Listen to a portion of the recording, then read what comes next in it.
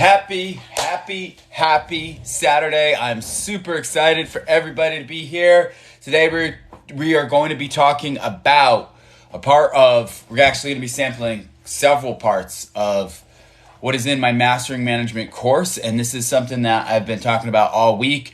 Basically, last week I was talking, I did a module of how to coach your team members, which I'm going to go over some of that today. And what I did was I decided that, you know what, I'm going to do a 2-hour special today. So first off, I want to give you guys a brief explanation, a rundown of how today's going to go. So first off, we're going to go for 2 hours. So get your notepads out and get your stuff out. This is learning time. So get your notepads out and get ready to learn. At 12 o'clock, we're going to take a short intermission. So that's an hour from now, we're going to take a short intermission. What does that mean? That means go pee if you got to, go do number 2 if you got to, whatever you got to do, right? About 5 minutes, and then we'll come back and we'll finish it up. I'm doing this because, listen, 2 hours is a long time to sit in front of a phone, right? It is. I've been preparing all week for you guys. I'm super excited about what we're about to share, but I also want you guys to get the most amount of value that you possibly can out of this. With that said, I have an internal goal. My goal is, if we get over 10,000 likes today, I want to do something for you guys. If we get over 10,000 likes. If we don't, it is what it is. But that's something that I want to do if we get over 10,000 likes. So, while you guys are going through this, only if it resonates with you. If there are things that resonate with you, write it down, tap the like button, okay? It'll attract more viewers, we'll grow more people together, and we're able to grow a bunch of people. So this is how today's agenda looks like. First off, I'm going to tell you a little bit about me. So anybody who's new about me, I'm going to tell you a little bit about what I do. Second, we're going to go into teaching mode. And that is, we're going to learn 3 things. We're going to how to handle difficult people, how to hold people accountable and what that looks like, and 3, how to coach people. So, and then we're gonna do some question and answers, and then we'll end up a little bit. But that's what today's agenda looks like. So get out your pads, get out your notebooks, and we're gonna get right into it. I'm not gonna waste any time. I have something that I shouldn't be having, is a Red Bull, the summer edition strawberry apricot. It's actually not bad. All right. Guys, if you guys are ready to learn, tap the like button. If you're ready to learn some great stuff, I got amazing stuff coming out for you guys right now. So first off, I want to explain a little bit. I want to start this off with a story. I've told this story before. I'm going to give you a very short capsulized version of it. About 8 years ago, maybe longer, maybe shorter, but it feels like 8 years ago, I was in my office and I hung up the phone. I just got off the call with my boss, and I felt 2 things. I felt like I was going to cry, and I felt like I was going to scream. Let me back up for a moment.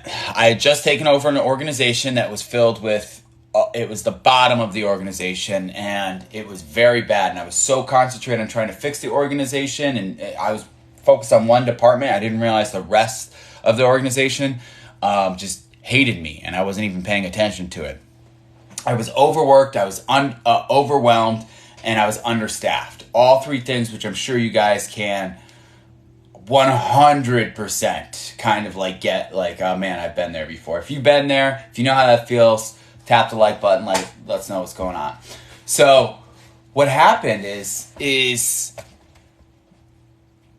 they did an employee engagement survey, and they gave, after employee engagement survey, they ranked us out of perfect 100. Our team scored, but I scored, because I was the general manager, of 15.7. So I was like, oh my God. And what was worse is my boss had read all of the comments to me. That was the phone call I was just on. He was just reading all the comments. Man, they said this. Man, they said that. It was devastating. It was one of the worst things I had ever been through in my whole entire professional life. Learned all the team members did not like me, and learned there was a culture of negativity, there was a culture of fear, there was a culture of really just tearing down other people, and I was the person that needed to be teared down, right? Because I was the leader. So I thought I was going to get fired, and then I realized everybody didn't like me. Horrible feeling, right, guys? Put yourself in this position. You think you're going to get fired, and you find out nobody likes you, right? Lowest point in my professional moment. So that is when, and through all pain comes a decision. Either you get better or you leave, or you give up, really. You get better or you give up. And I was like, I'm getting better. And I made a conscious decision to get better and become outrageously obsessed with getting better, learning how to manage people better, learning how to lead people better, and build the organization. Flash forward to 2 years, we got that company. It was ranked 946 out of 946. It was in the top 10% of the company in the next 2 years because we built great leaders. Did not happen overnight. I know that sentence sounds very short. It was hell. It was absolute hell. But all the things that I learned, I did one thing, which I'm super grateful that I did, was I was actually intentional. This is a great thing to learn, by the way. If you're intentional with your growth, that means you reflect upon your growth daily. So if you're literally writing down what you learned every single day, it sinks in deeper. And then it's very rare that you make the same mistakes again.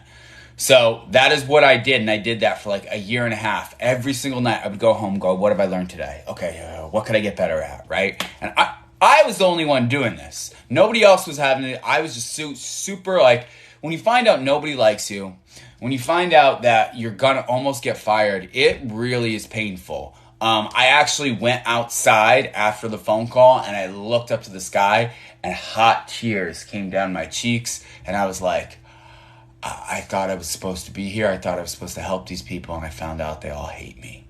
It was one of the lowest moments of my life. So through intentional growth, I became better at it. And everything I learned is the thing that I put in my course, which I'm sharing with you today, and the stuff that you're going to learn. And it's the stuff that I coach people one-on-one with, all that stuff. This is what I'm teaching you guys today. It was an enormous amount of things. And there is things that are just, there's so many different things. Like, how do you fire people? How do you hire people? How do you coach people? How do you grow people? Like, all these things nobody teaches you. Nobody taught me. You read books about it. I read books about it. I poured myself into books, but I was just like, what are the things you say? What are the things you do, right? It was like all mindset. It wasn't actual, like, this is exactly what you do. So, with that said, this is why I'm sharing this story. I'm sharing with you today, because this is something that's going to help you guys understand and know that I've been through all this. And not only am I qualified to teach this, I'm passionate about teaching this, because during that hell, I went, if I ever figure this stuff out, I didn't say stuff. If I ever figure this stuff out, I'm going to teach other people.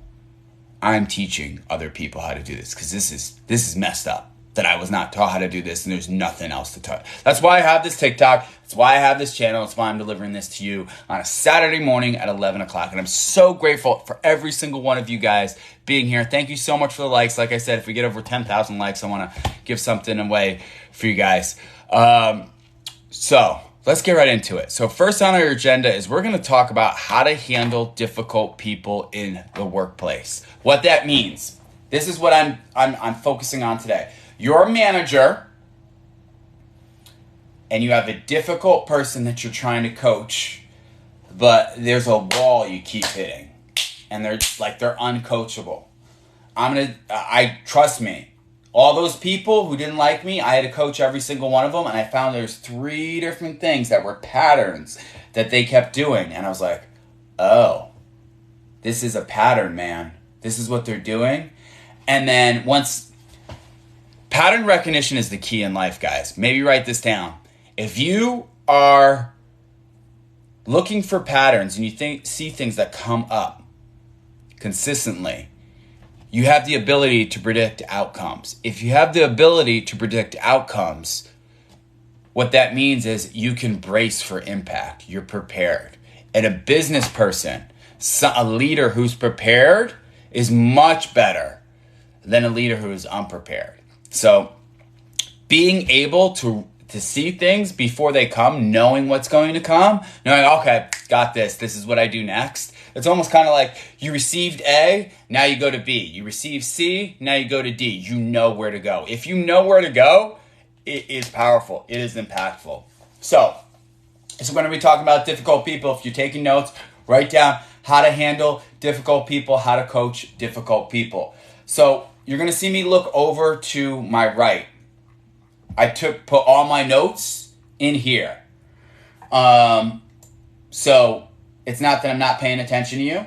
It's just I'm looking at my notes that I did for this. I wanted to have them like behind me and whatever it is. It is what it is. And this is all the stuff that, by the way, these are some of the notes that were from, that are, everything's in my course, but I made sure that I updated a little bit for today. So with that said, listen, holding other people accountable and coaching difficult people is one of the biggest challenges as a manager, because what happens as we're coaching somebody, they're always fighting us, right? They're always fighting the behavior that needs to be corrected. Number one, the reason why every single person does this is because they're afraid. I'm going to say that again. People are fighting accountability because they're afraid. Every single human being has two fears. Understand this. Write this down. I have this fear, you have this fear. It's just this like little small fear that we have in the background. And the more insecure we are, or the more like not growth oriented we are, the bigger this fear hums. The higher the fear hums at a certain level. These are the two fears. Number one, we have a fear, all human beings have a fear that I'm not good enough. I'm not good enough. And the second fear is, because of that, we will not be loved. This is something called empathetic intelligence. When you're coaching people, especially difficult people, you need to be aware that these people that are being difficult have these fears going on. I have this fear. You have this fear. We can all try not to admit it, but at the end of the day, we all want to be loved. And we all have this humming feeling that maybe I'm not good enough. And maybe because of that, I'm not going to be loved. And the challenge is the people who tend to be more difficult, those fears are louder in their head. And because of that, they're oppositional because they have to put up a defense mechanism. So please understand that. When you're coaching somebody who's difficult, please have empathy to understand that. It's sad, but it's also very challenging too as well, because for me, like, I have huge empathy for people. I still need to hold that person accountable because they're still a part of a reflection of me as a leader. They're still a reflection as the business. So what do we do in a scenario like that? The first step is understanding where this person is coming from, right? Where their level is coming from, of where it comes from fear. So when you go to coach somebody, when you go to handle a difficult person, they're going to give you 3 defensive tactics. Talk about this deep in my course. I did a TikTok video on this. I'm going to go deep on it today. There's 3 defensive tactics that you will face. If you guys are taking notes, I'm going to go through 3 of them. I'm going to have you write it down, and then I'm going to explain what they are. Number 1 is called deflection.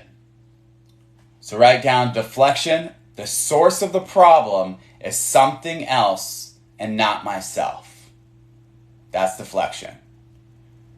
The source of the problem is something else and not myself. Give you guys a second to write that down. And I gotta get some water too, because I'm gonna be talking a lot. Second, so you guys got that one? Deflection. The source of the problem is someone else and not myself. Second is distraction. Distraction. I call it 3 Ds, by the way. The third one's going to start with a D. And by the way, I made all this so I could easily remember it. I did it it's called the 3 Ds. It's deflection, distraction. Distraction is pointing to others' mistakes to avoid correction of themselves. I'm sure if you're writing that down, you're like, oh yeah, they do that, don't they? So distraction is pointing to others' mistakes to avoid corrections of myself or themselves. And then the third one is defeatism. Why am I the only one being blamed? Defeatism. Why am I the only one being blamed? Right? So these are 3 defensive tactics. Number 1 is deflection. The source of the problem is something else or someone else, not myself. Distraction. Point to others' mistakes to avoid correction of themselves. Number 3 is defeatism. Why am I the only one being blamed? Right? So let's go into the first one, deflection. No one likes to be wrong. Nobody does. I don't like to be wrong. You don't like to be wrong.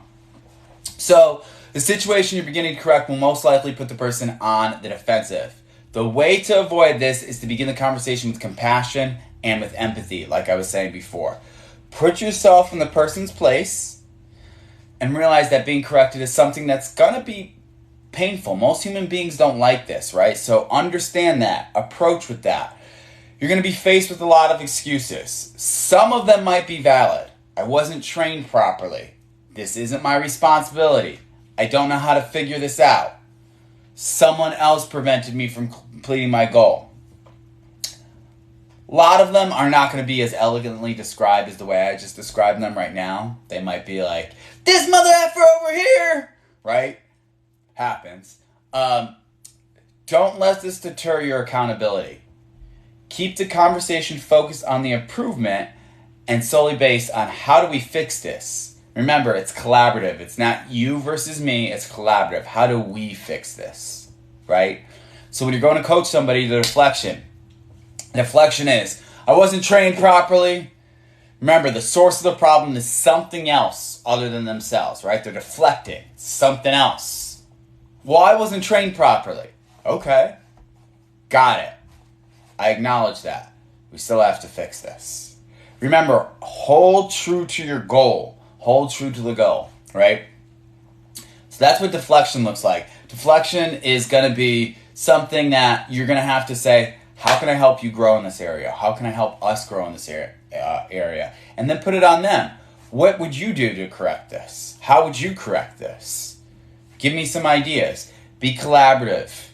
Understand that, hey, listen, because they're going to be, remember they have that fear, you kind of have to quash that fear by saying, listen, source of the problem is something else, and the source of the problem that they think is something else is really now with us, and we are fixing this. So that's deflection. That's the first one, deflection. Guys, if you learned something, tap the like button while I take a sip of my water. Share this with somebody. Thank you guys for the shares. I just saw that. Somebody just shared it. Thank you guys so much for the shares. Guys, this is how we grow other people. Collectively, this is a community where we all grow one another. If I get passionate about this. If I had a TikTok, if I had a live, right, and I was watching this back then, like those 8-9 years ago, dude, I would be like, oh my God, it makes so much sense. Oh, okay, right? Because then, guys, if you're going to coach a difficult person and all of a sudden they go, you see that they're using deflection, now you know it's coming, right? You're like, oh, they're starting to deflect. The source of the problem is someone else, not myself. Something else, not myself. Second one is distraction. So write this down, distraction. Distraction, distraction, distraction.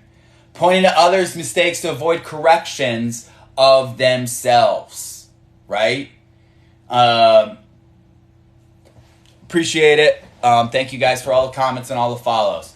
So, pointing out others' mistakes to avoid corrections of themselves. So, people who suddenly realize they're being held accountable will always search for a reason to get out of it. They're like, shit. They're talking about what I wasn't supposed to do, right? They're immediately going to look for ways to get out of it, right? Sometimes like a trapped fox.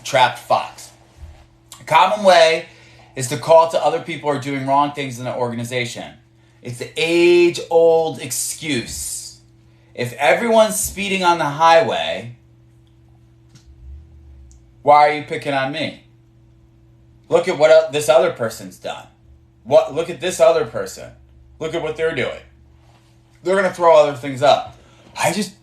Josh, I think it's crazy that you're talking to me about being late when you know we have people stealing here, right?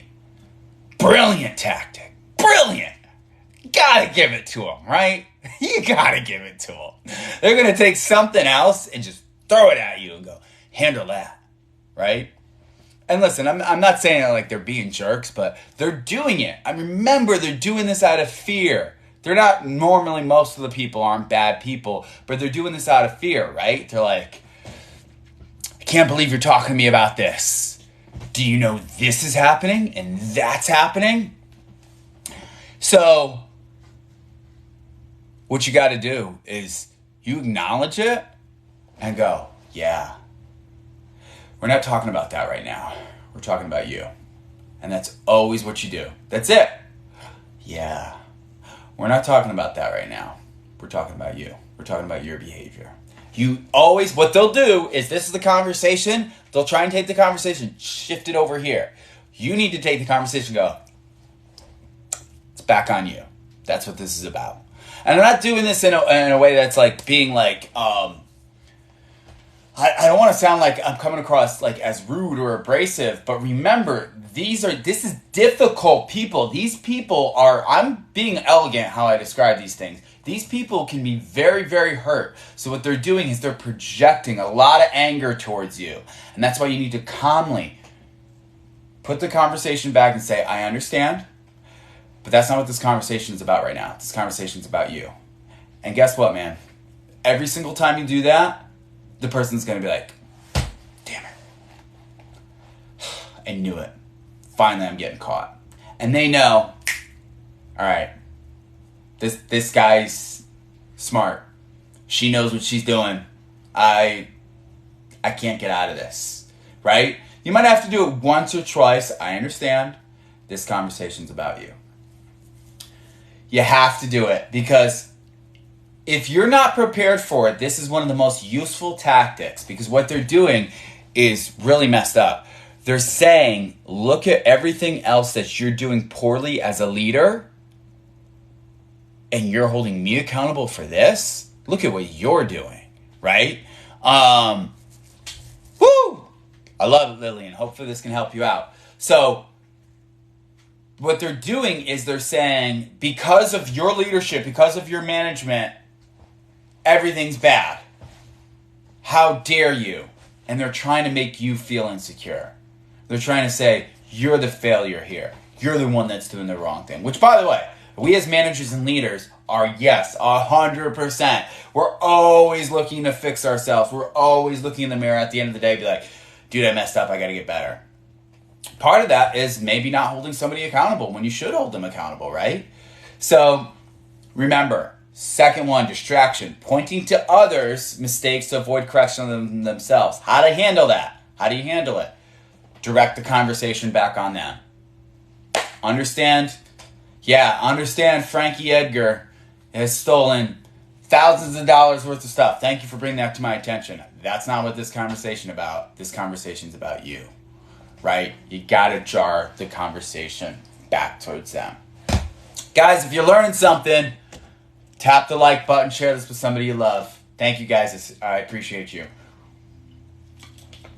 All right, third one. You guys ready?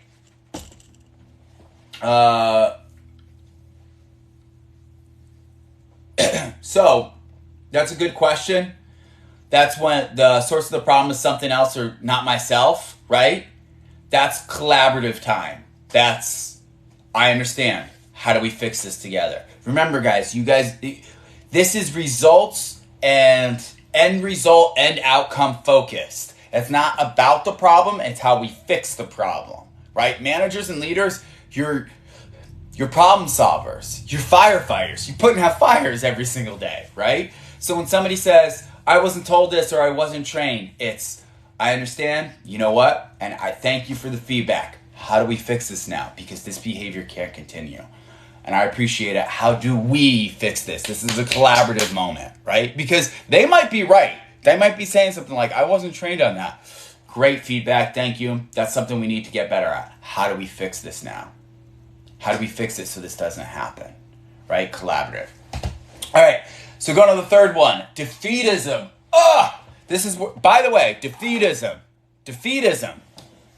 This is why I came up with this. The Hierarchy of Human Development, because it had so many people insecure and having the belief of, I can't grow, right? People who are on this level, if you guys have seen this on my Amazon Prime special, tap the like button or let me know if you have or you haven't. Because a lot of people have seen it, but a lot of people haven't seen it. Yes, there is a video on toxic management on my TikTok, by the way. So, defeatism. Why am I the only one being blamed? Why am I the only one being blamed, right? This is when people have the belief of, I cannot grow, I cannot get better. Their immediate way to like kind of get out of trouble or just go back into their behaviors that they, remember, these are people, these are human beings, right? Yes, you can, Amanda. It's called Speak Up. It's season 2. It's called The Hierarchy of Human Development. There's a link in my bio too as well. You should be able to watch it. I have it on my YouTube channel. They were gracious enough to give it to me so I could post it on my YouTube channel. So, with that said, let's get into defeatism. Defeatism is when people they come from that basis of being insecure, right? Why am I the only one being blamed? How come why are you pushing on me, right?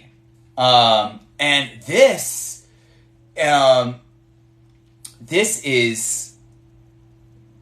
is a useful tactic, and I'll tell you why. Because think of it psychologically.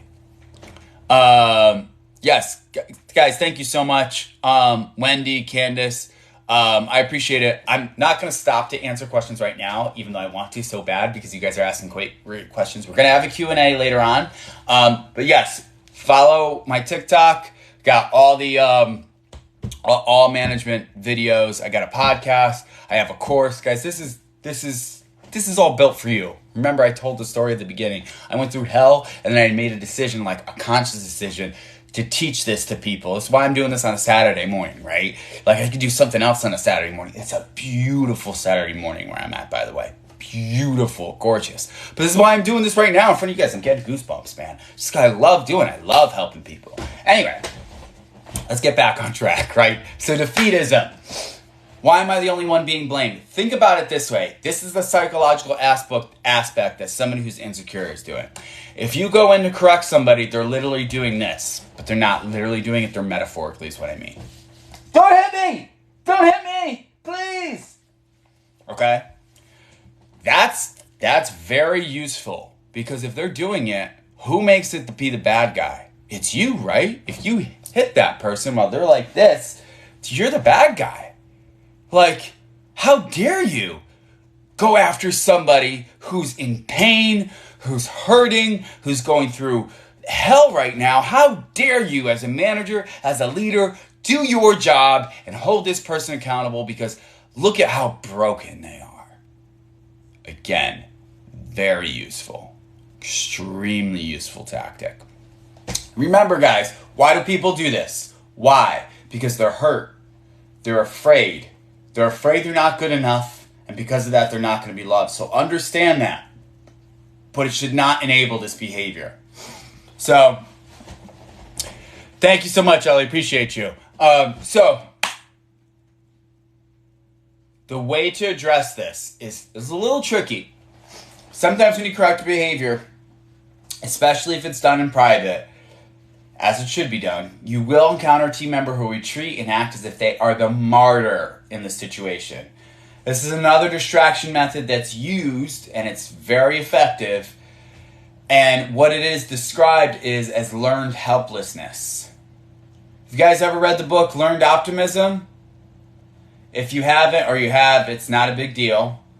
But basically, in the beginning of that book, they explained, it's actually a really messed up study that they did. I don't even want to explain it to you guys, but basically they put dogs in cages, and when the dogs were in the cage, they put little squares on the cage that had electric, that would jolt them electrically. And when they would go in, the dogs would go in, they would walk in, and all of a sudden it hit the square and they'd yelp, right? Oh my God, that was painful, right? And they'd take the dog out and they would move the square and put it somewhere else in the cage. So then they would go in and they'd try to avoid that square, but then they'd touch that other square and go, oh my God. To the point where the dog would learn that no matter where they're going to go in the cage, it's going to be painful. So immediately when the dog would walk in the cage, even if it didn't get jolted, it would start to cry. Because it learned that immediately when I go in the scenario, I'm going to feel pain, right? This is called learned helplessness. You learn to condition yourself that there's going to be pain. And because there's going to be pain, you're just, no matter what, you're going to resort to just being helpless, right? And the book is called Learned Optimism because you can learn to be optimistic too as well. That's what that study, I do not condone a study like that. It's horrible. I love dogs. But it's a pretty powerful thing to understand because you're like, wait a minute, do we as human beings do that? Have I done that? I know I've done that. I don't know if you guys have, but I've done that. So understand that when you coach somebody who does the defeatism, that's where their mind is going. No matter what, they're going to retreat. They're going to cry out. This is tough. This is a behavior that's almost impossible to coach within your workplace. Let me just find what that means. This person probably needs some help that you are not qualified to give them. And what I mean by that is you're not a professional therapist. I'm not a professional therapist. This person might need that. So the antidote to this is self-improvement. And the antidote to depression, the antidote to learned helplessness is self-improvement. So again, we talk about how can we become better. This is collaborative. How can I help you become better? I'm an ally here. We're working together to get this. Make a note of every single one of these behaviors when you coach somebody. By the way, is this helpful? When you sit down with somebody, you go, okay, they're deflecting. They're saying that something else is the problem. I wasn't trained correctly, right? Okay, they're distracting. They're saying Johnny Rocket steals alcohol and now you're blaming me, right? Defeatism, please don't beat me up. And they're going to resort to crying, right? So, with that said, there's ways to handle this. Deflection. The source of the problem is something else and not myself. That's collaborative. Okay, how do we fix this? I understand. You know what? You are right. You bring up a good point. Maybe you weren't trained on this, and that is my fault. But now it is my fault too as well because we need to fix this. So how do we fix this? Because it cannot go on any further. I appreciate you sharing that information with me. Let's move forward and fix this together, right? Distraction, when they point to somebody else, you gotta, this conversation isn't about Joe Schmo. This conversation isn't about Donald Trump or Joe Biden. This conversation is about you, right? I said that to be funny because it's crazy right now. Everybody's so divisive. It's not funny, it's sad. Anyway, they're pointing out other people's mistakes. By the way, we as human beings do this, right? You know, you're pumping gas and you're blaming somebody else, right? I get it. It's a natural human instinct to do. But understand that when these come up, how to address them. And the defeatism is, again, that person is saying, why am I the only one being blamed, right? How come? Why are you coming towards me? You're always coming towards me. I can't fix this. I can't get better. You show them a path. You show them a path to get better and say, hey, this is what we're going to do. We're going to do it together. I'm going to help you along with this. And make a note of their conscious behaviors. See if they're actually looking to get better. If they're not, again, it needs to be documented. It needs to be, this is something that is, you talk to them, they're not getting better. You need to document the behavior, further document the behavior, and then have the conversation. We've talked about this several times. You have not gotten better in this scenario. Unfortunately, we've talked about this 3, 4, 5 times, and this is something that you're not getting better at, and this is the part where, we need to let you go. This is one of the worst conversations to have ever. I hate having those conversations. But one of the most important things about firing or terminating someone is holding high standards. So I'm going to leave you with a couple of tips when handling difficult people. And then we're going to move on to what accountability looks like. A couple of tips when it comes to handling difficult people. Number one, write this down if you're writing things down. Set high standards. Set high standards for yourself on how you're treated. Doesn't mean you walk around like a pompous ass, but like, do I allow people to treat me that way? If somebody's being rude to me, do I allow it? No, I don't allow it. So that's the standard. I don't allow people to treat me with disrespect. That's my standard. Now I need to reflect what my standard is, right? So be conscious about this. Write this down. I do not let people publicly or privately disrespect me, disrespect the company that I work for. I don't let it do it. So now you're conscious of it. So somebody goes, Josh, man, you're slow. Josh, man, you don't know how to dress, right? That's disrespect. And you're saying, wait a minute, what is my standard? My standard says, I don't allow people to disrespect me. I don't allow people to disrespect the company. I need to address this. If you do not have standards, difficult people will walk all over you. So the first thing you need to do is set standards for yourself and how you should be treated. I don't know what those rules look like for you. I know what they look like for me. But you need to be conscious about this. Be conscious on like, okay, this is my standard. This is how I am. This is how I'm holding myself accountable. How other people will treat me.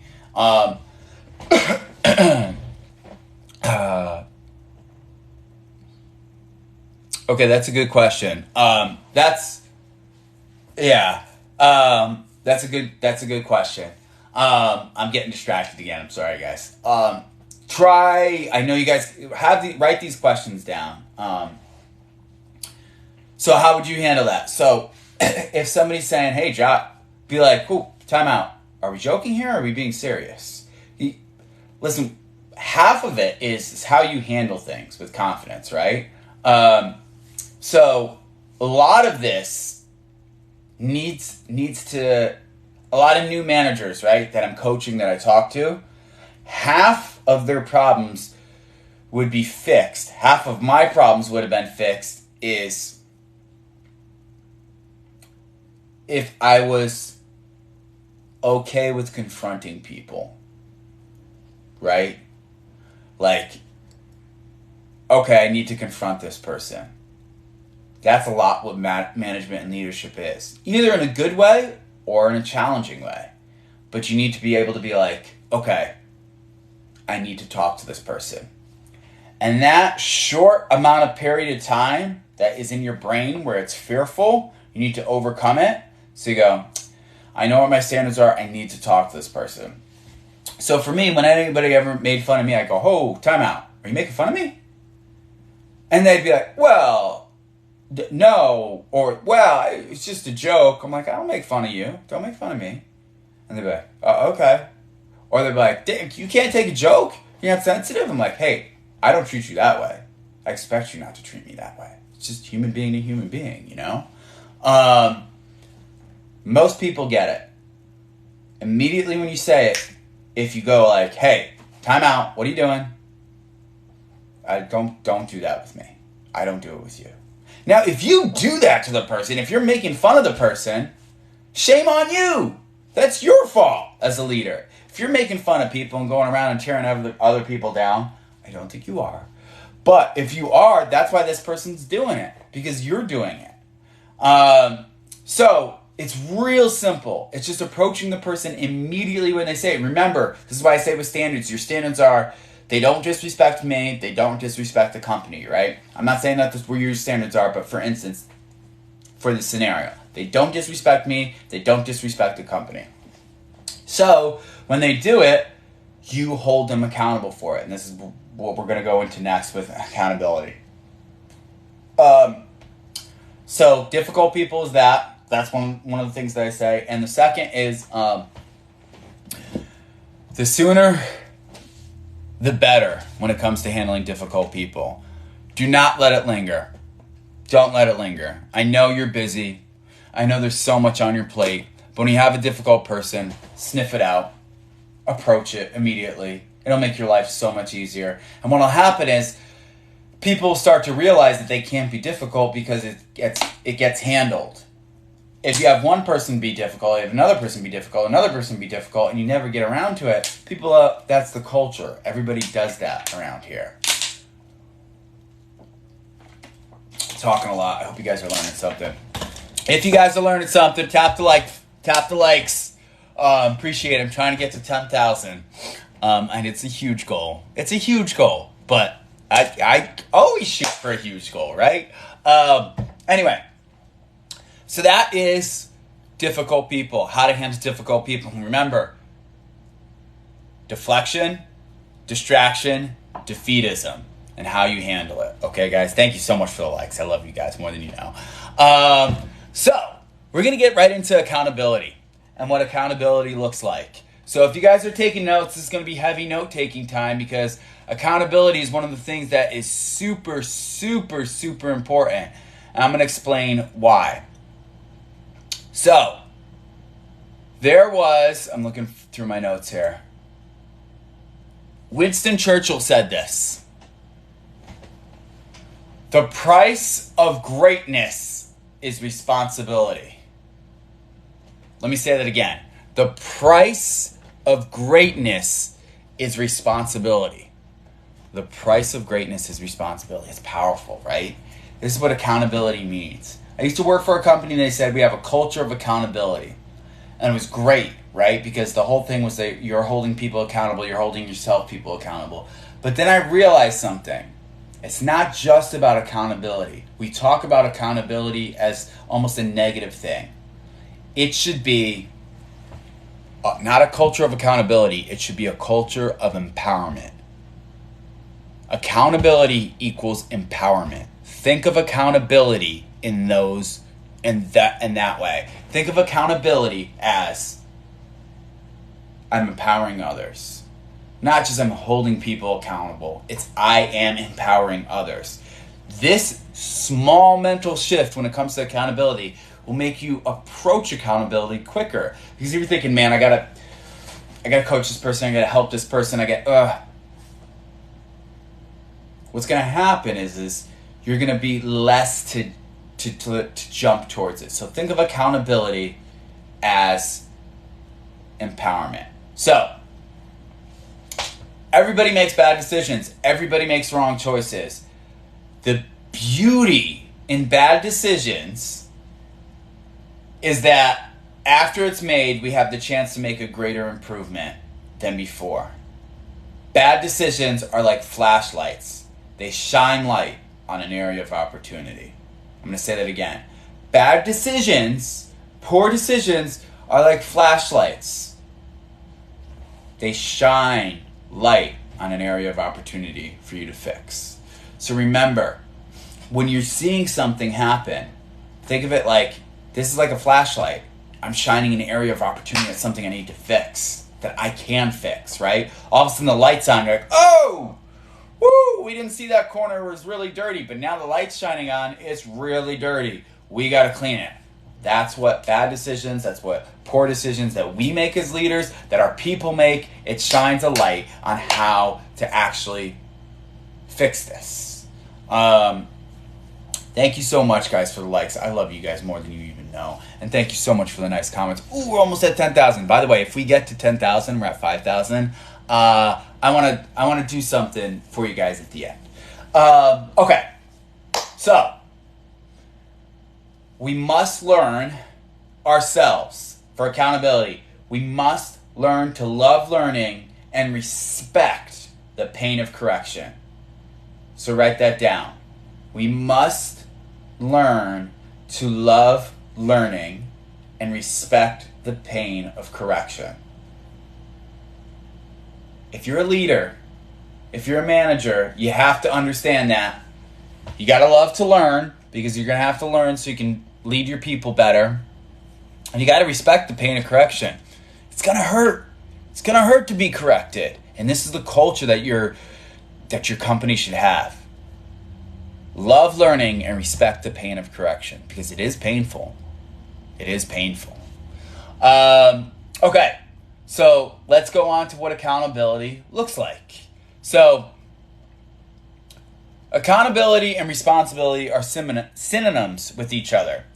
The moment someone takes blame and seeks resolution is when all pressure tends to become alleviated. So, how do we hold people accountable? What do we do, and how do we do it? So I explained about, difficult people. Accountability is, if you truly want your organization to succeed, you must embrace accountability. Accountability not only fixes problems, it fixes them faster, and it fixes the culture. And in today's culture, speed is an absolute must. So think of a long, drawn-out process when someone makes a mistake and people look to find the force of the problem instead of solving the problem. Listen, accountability equals greatness. Accountability always does. So, the true steps of accountability is first, holding ourselves fully accountable. If I'm holding myself accountable every single day on we got over 10,000 likes. You guys are amazing. Thank you so much, guys. Appreciate you guys. I'm so excited. All right. You guys make me feel like I'm a little kid. All right. Guys, we got one more hour after this, too. One more hour. So we're getting into accountability. And then right when we finish up accountability, we're going to take a 5-minute break. By the way, 5-minute break is coming up in about 13 minutes. So you can grab something to drink. You can grab some water. Go take a number 1 or 2 break, whatever you got to do. And then come on back. We'll talk about coaching team members, do a Q&A session, and then we'll end things up. Okay, so accountability. Let's go back in accountability. We can't waste time with the threat of ongoing failure. The key here is knowledge. Knowing that assume responsibility for a situation in itself is a very powerful force. What does that mean? That means if your team member's messing up, it means you're messing up because you did not fix the behavior. So accountability, a lot of people think it's like, that means I get to correct people's behaviors. It means you need to correct your behaviors first. So this is one of the things. Stick around, small town girl. We're going to be talking about giving feedback to employees with coaching team members. It's going to be the third topic that we're talking about. We just talked about how to handle difficult people. We're talking about accountability right now. The third one that we're going to be talking about is coaching team members. By the way, all this stuff is all in my course, and a lot of it's on the TikToks too as well, but it's all in the course too as well. I'm just taking 2 hours today to just pour as much knowledge as I can into you guys. Okay, so with that said, let me think. Where am I going at? Accountability, right? So we as leaders need to take massive amount of accountability for ourselves. Massive amount of accountability for ourselves. Why? Why do we need to do this? I'll tell you why we need to do this. Because if I'm holding myself accountable, I know I am the source to fix our problems. If I'm the source to fix our problems, I can fix my team members' problems too as well. Remember, we as managers, we as leaders, we're firefighters. We're putting out fires. We're constantly solving and fixing problems. And one of the greatest things that you can do is by looking at yourself every single day. So we tend to underestimate our ability to get things done. We let life's obstacles influence us daily. This cannot be tolerated any longer. We must be the influencers in our organization. We are the influencers as managers. We are the influencers as leaders. We must be the ones who will finish our tasks no matter what the circumstances. Do the things we'll say we'll do. No one else will ever hold us higher to the standard than the ones we can hold ourselves to. No one else can.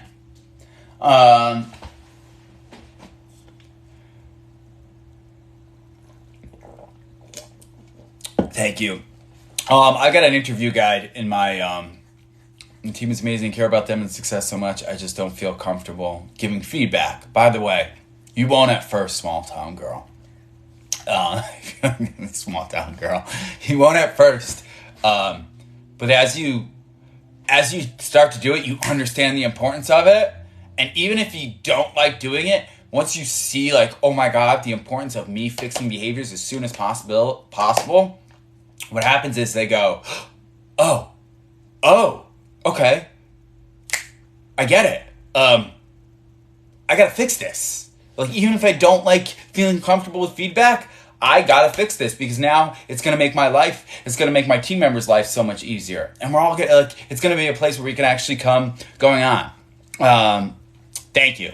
Thank you, Kimberly. Because I'm losing people. I'm losing my attention. So anyway, see, accountability works for myself. Kimberly's helped me be accountable too as well. So we hold accountable. I'm talking about accountability, right? Accountability is 100% of what we need to do. 100% of what we need to do to hold our other team members accountable. But first and foremost, if you notice, what I'm talking about is I'm talking about holding ourselves accountable. So there is two things that you can do. Number one, reflect daily to hold yourself accountable. So ask yourself two questions at the end of the day. What worked well and what needs improvement? If you want to create a culture of accountability, which is a culture of empowerment, ask yourself those two questions every single day. So what that means is, at the end of your day, sit down with your glass of wine, your bottle of beer. I never used to say glass of wine, by the way. I used to say bottle of beer, because that's what I would sit down with. And then, some of the people were like, I drink a bottle of wine at the end of my shift. Some of the girls would come out and say, so that's why now I say glass of wine. And say, okay, let me not turn on Netflix. Let me not watch YouTube, go down the YouTube rabbit hole. Let me think about today. This is, by the way, is how I got really good at management and leadership, is the constant amount of reflection and accountability and empowerment to myself. What worked well? 1, 2, 3. Okay, what worked well today is, Frank stocked the storeroom and he did a great job. And I told him he did a great job, and I could tell he really felt good about it. That worked well. I want to do more of that. What also worked well, I wrote down my to-do list and I got all my things done. Why did I get all my things done? It's because I didn't get distracted and I didn't let myself get distracted. That worked well too as well.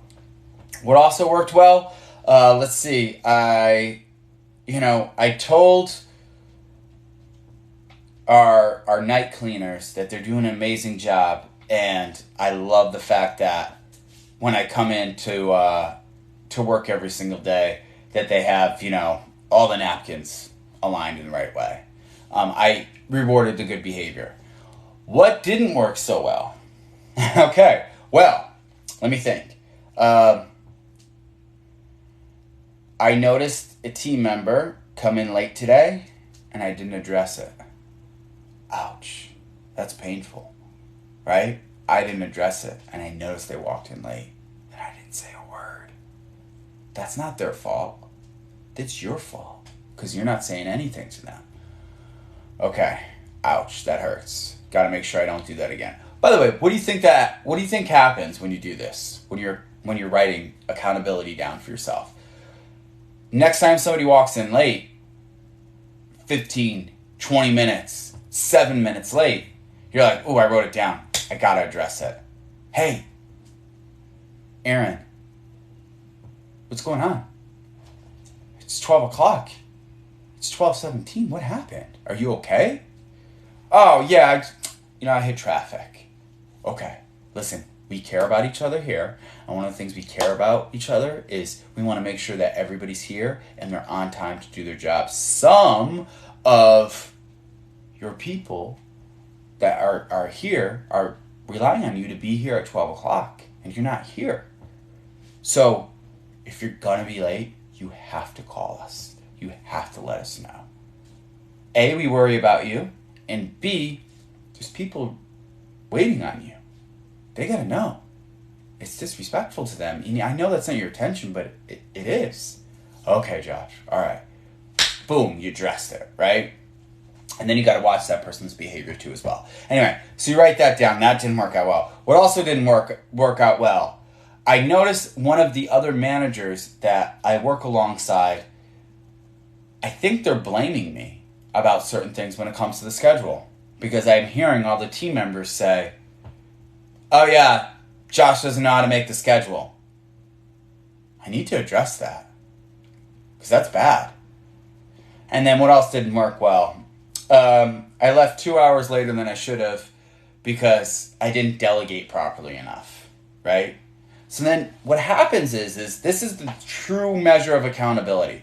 When you're holding yourself accountable as a manager and a leader, this is what separates people from being a manager who go in and clock out and do not give a shit about their company, excuse my French, to the leaders, to the managers who go in, they clock in and clock out, but they're not clocking in and clocking out here. They understand the importance of holding themselves accountable so they can hold other people accountable. When I'm trying to make the most amount, you can't hold people accountable if you don't hold yourself accountable. It's going to feel disingenuous. It's going to feel wrong. And you're going to be hypocritical. If you're not holding yourself accountable, you will not get in the habit of empowering other people through accountability.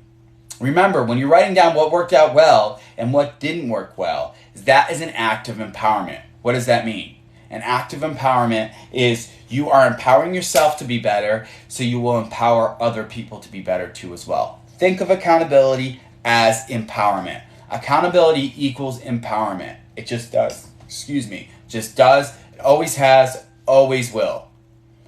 So, one of the things is you got to make sure that your mental, your focus is holding yourself accountable daily, so you hold other people accountable daily.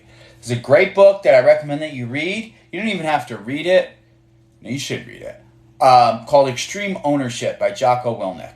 It's a great book. Maybe you won't gel with it, but one thing it always does preach, and what I learned from it too as well, is everything is my fault. Everything is my responsibility. Everything is. Everything. Okay, so it's 11:57. We got 3 more minutes. What else am I going to say for accountability? I'll just recap. Accountability, remember, is empowerment. Accountability is empowerment. Always remember to empower yourself. Second is also make a list of what you need to do. Because remember, you are holding yourself accountable daily. You are, so you can hold other people accountable daily. And then I'm going to talk about coaching when I come back from this. So guys, this is all difficult people we talked about. Then we talked about accountability. And a lot of times people think accountability means I'm holding other team members accountable. And it does, but the only way you can do that is if you hold yourself accountable. Hold yourself accountable. And the 2 ways to do that is to write down, guys, this is positive too. What worked out well? Why? Because you want to repeat the good behaviors, don't you? You want to repeat the behaviors that were like, oh my God, this is fantastic. Oh my God, this is amazing. This is beautiful. You want to repeat those behaviors. So with that said, if you want to repeat those behaviors, you want to be able to make sure that people know that, hey man, I'm holding myself accountable so I can hold you guys accountable too as well. All right, so we're going to get into, it's 11:59. We're right on time. I appreciate you guys with me getting a little bit distracted too as well. So this is what the agenda is going to look like. We're going to go on a 5-minute break right now. We got 168 people here watching, guys. I appreciate you guys so much. We're going another hour. This is ending at 1 o'clock, right? This class is for you guys. I hope you guys are taking notes. I hope you guys are learning things. So what's going to happen is this. We're going to go on a 5-minute break right now. You can go to the bathroom, grab some food, grab a protein bar, grab all this.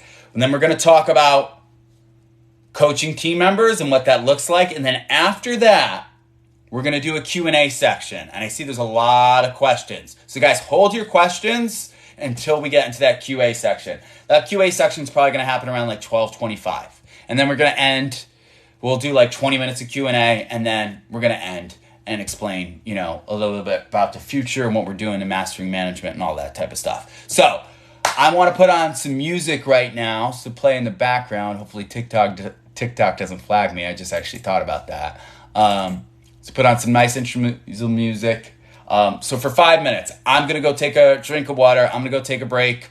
So by the way, good question. I'm in Eastern, so it's 12 o'clock right now for me. So for 5 minutes, and then we're going to go 1 more hour. So we're going to get some tunes. Take this out, actually.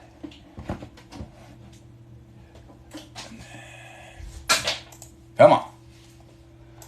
All right, and then 5 minutes. 5 minutes. I wanted to play a song that was 5 minutes long. But YouTube's not loading, dude. That's not cool. All right, I guess it really doesn't matter. I don't have to play a tune. I could, though.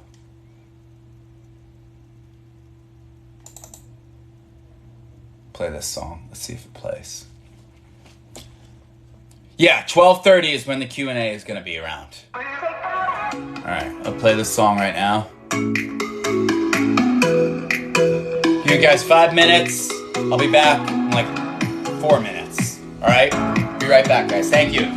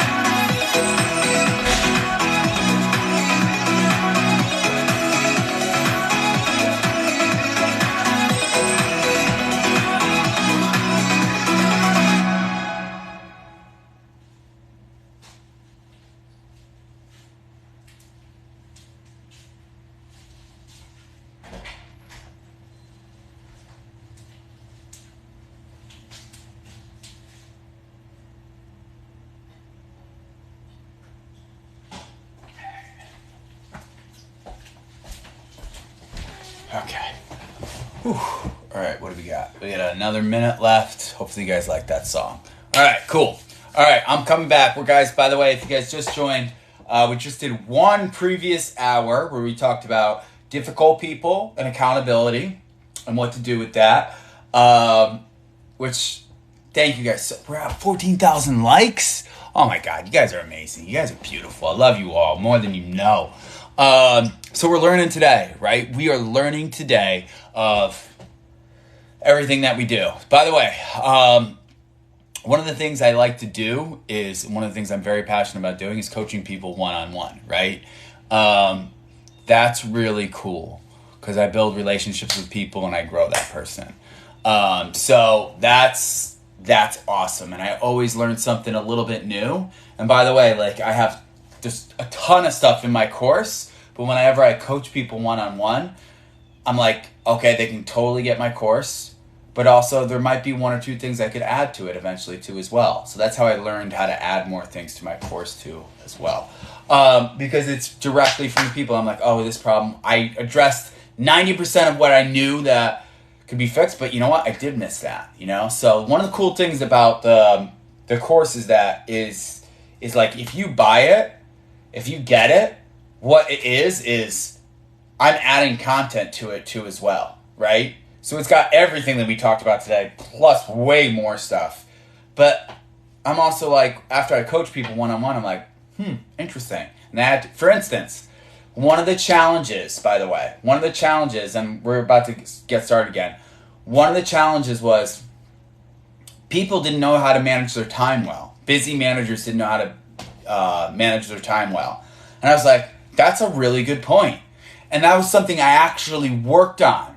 I did this whole thing of like, you have a schedule 1 and a schedule 2 of how it works. So like, let's say you work a 16-hour shift, right? How can you have a morning routine and an evening routine, and how can you get things done at work, right? Busy managers, how do they have life outside of work, right? And that's what, like, somebody was saying, like, Josh, I really struggle with that. And I was like, oh, duh. So what I did was I built out a whole system, right, of how I did it, of how I've done it. I've done everything, how I can have a morning routine and an evening routine. I've been following for the past 4 years. It works every single time. Not every single time, by the way. It works. I do, like, let's say you're really busy, then you have an option B, right? Your perfect morning routine. What does your perfect morning routine look like? And then cut that in half. When you cut that in half, that's when you say, I'm committed to doing it. And even though my perfect morning routine is an hour and a half, my option B, because I've been really busy, I'm still going to do that. And what it does is it gets you in the habit of being able to have that morning routine, that evening routine, and when you get to work, to be able to get things done. So anyway, the point of saying that is I learned that, and I was like, oh wow, people are struggling with this. Let me help them out. So I put that in the course. I made it separate, by the way, too, as well. You can also get it outside the course because people were asking for it. But that just got added to the course because I built this course that had how to hire people, how to build accountability, how to build a culture, all this stuff, right? But I didn't have anything for busy managers. Now it does, right? So anyway, thank you guys so much for watching. We are back. Hopefully you guys got yourself a protein bar, a snack, some trail mix. I didn't get anything to eat because I didn't want to have anything in my teeth when I started talking again. So anyway, we're going to talk about coaching team members right now. By the way, if you guys were here last week, because it was last week, right? If you guys were here, just say I was here or something like that. I want to see if you guys are here. By the way, you guys inspired me to do this because I'm like, you know what? I have next Saturday. I don't have it off. I actually got to go with my wife and do other things. You were here. Thank you so much. Guys, I appreciate it. Okay, you guys are back. Thank you so much. That's what made me go, okay, I got to do this. So what I shared last week is I'm going to touch on that. Thank you for being here for the first time. So thank you for showing up. I'm going to touch on what I did last time. I did almost a full hour of how to coach people. And then a lot of people were looking for the coaching sheet, which is also in my course, but I sent that to them as well. But I'm going to go into a little bit more deeper on certain things that you should do when it comes to coaching team members. A little bit different. That was actionable steps. What I'm going to do now is more about like how to coach people. A couple of things of how you should coach people. And we're going to go through it right now. I'm going through my notes right now, guys. Apologize. I want to get back on track. Okay. Okay. Where do I get to Coaching. All right. So, coaching is, thank you guys for being here. Use the coaching sheet. I love it. Great. It's great, right? Isn't it? It's just so good. Bottom line's everything. And by the way, it took me a while to learn that. It was like, I gotta get this conversation back on track. That's why I have it for you guys. So, let's get right into it. We're going to be talking about coaching team members and what it takes to coach team members. This is something I talk about in my course too as well. I'm going to touch on it briefly. Okay, so what this looks like is this. Coaching is culture, wherever it is. Whatever you can do, coaching is culture. What do I mean by that is this. This is one of the things that I explained in my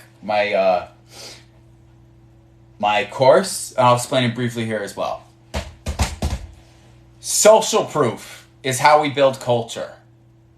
I'm going to explain what that means. Culture and social proof, that's how culture is built. And culture is built through coaching.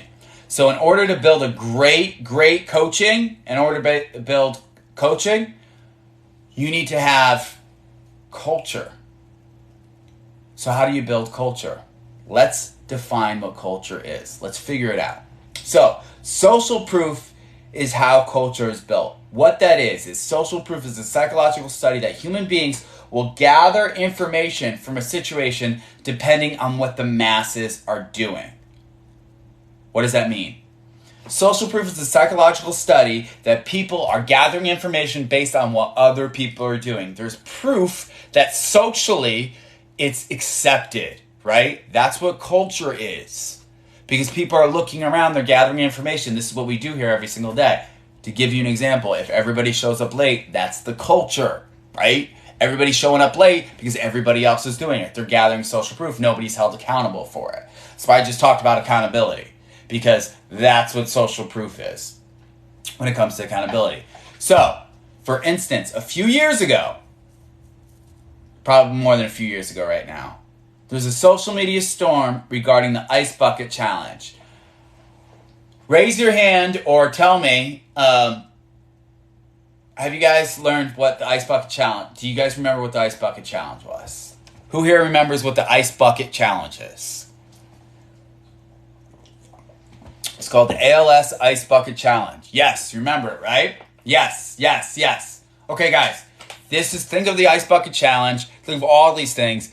This is how, it raised money, right? It was actually for a good cause. So, the ALS, by the way, if anybody doesn't know what ALS is, it's something that I'm so glad the Ice Bucket Challenge actually, it showed the awareness of how horrible that disease is. When it happened over the summer of 2014, it was fascinating to watch, right? People all over the world watched as their friends, family, co-workers dumped ice cold water on their head, freezing cold water, over themselves, and then they challenged several associates to do the same. Right? I'm sorry to hear that. I just read what that said. Yeah, it's horrible. So, the phenomenon went viral. Everybody was doing it. This was before TikTok. But you put it into Facebook, you went into Instagram, people were dumping, I challenge Jimmy B, Frank, and this person. And then people would do it, right? And it just went viral. It was during the summer, ice cold water, you're dumping on whatever it was, right?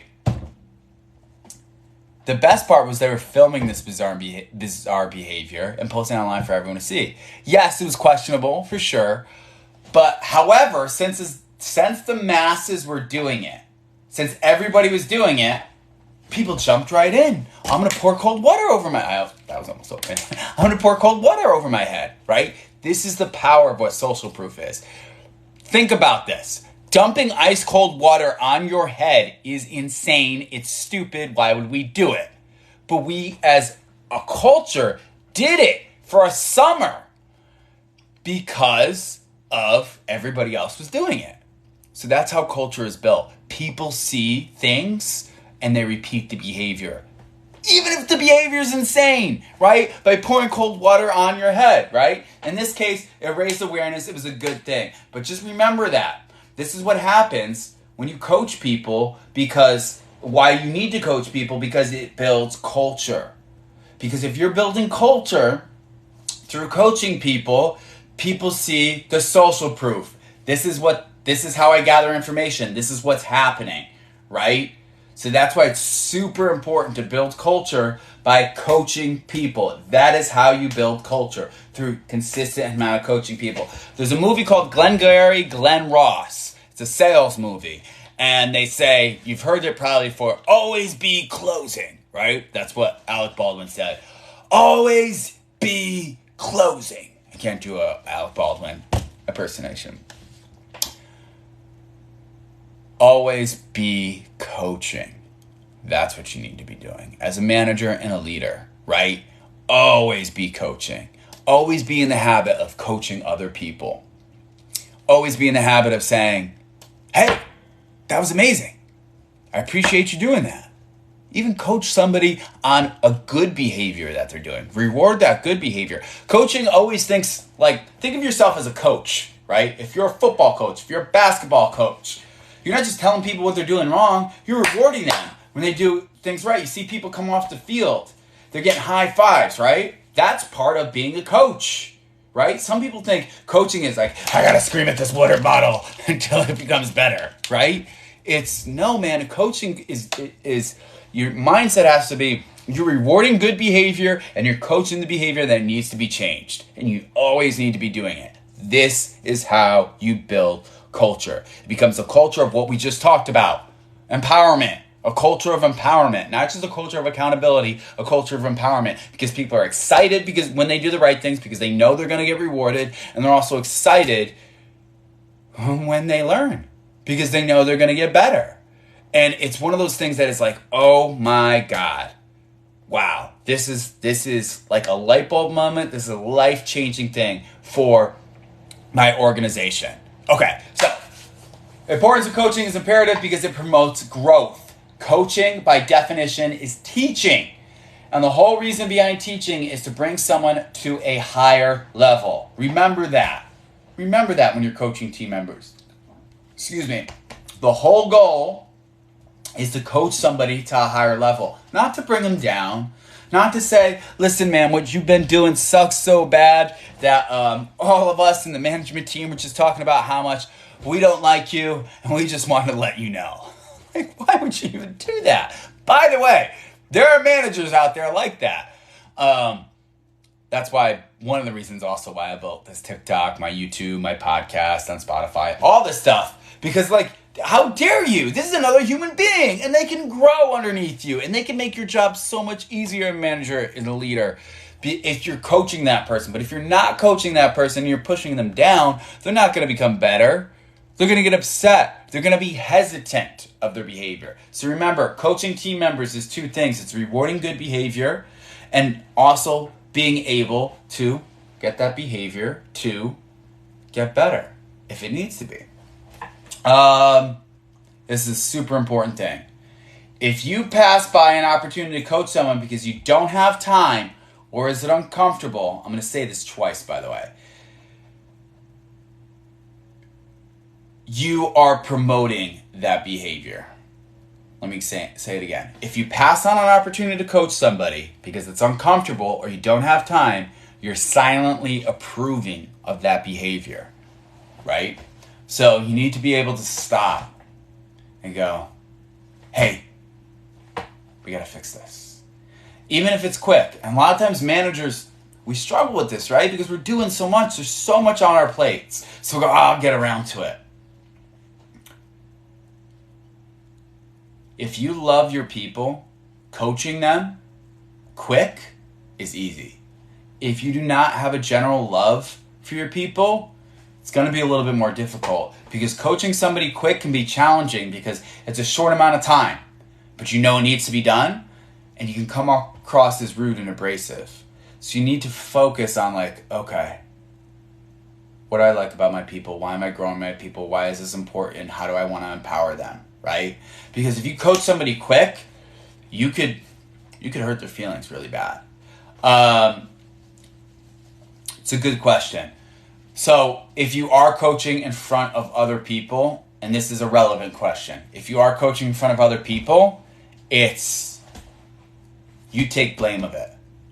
This is always what I've done. Oh, I didn't teach you this.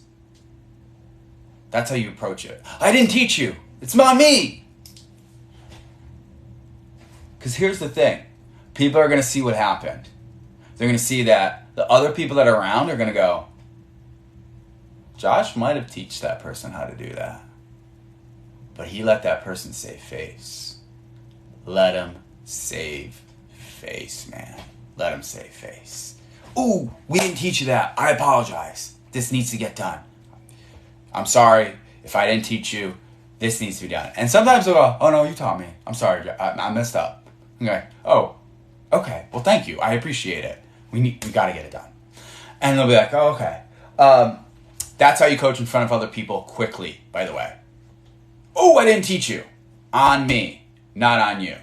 And then, by the way, little things like that can build so much strength and trust because people just saw what happened, saw how you handled it, and went, fuck, he's good. Man, he could have yelled at me in front of all these people, and he didn't do that, right? Excuse my French, sorry. But, like, that's what they're going to say to themselves, like, oh, wow, he gets the extra levels. She gets the extra levels. Because they know. They know. And they know that you're not putting them on blast in front of other people. Now, very rarely do you need to, like, every once in a while, you do need to handle behavior in front of other people, and that's very simple. You just say, hey, stop, you and I, we got to go have a conversation. And you pull them away. And everybody's going to go, oh, shit. I remember when I used to do that, like you hear a pin drop. People would be like, oh, Josh is upset.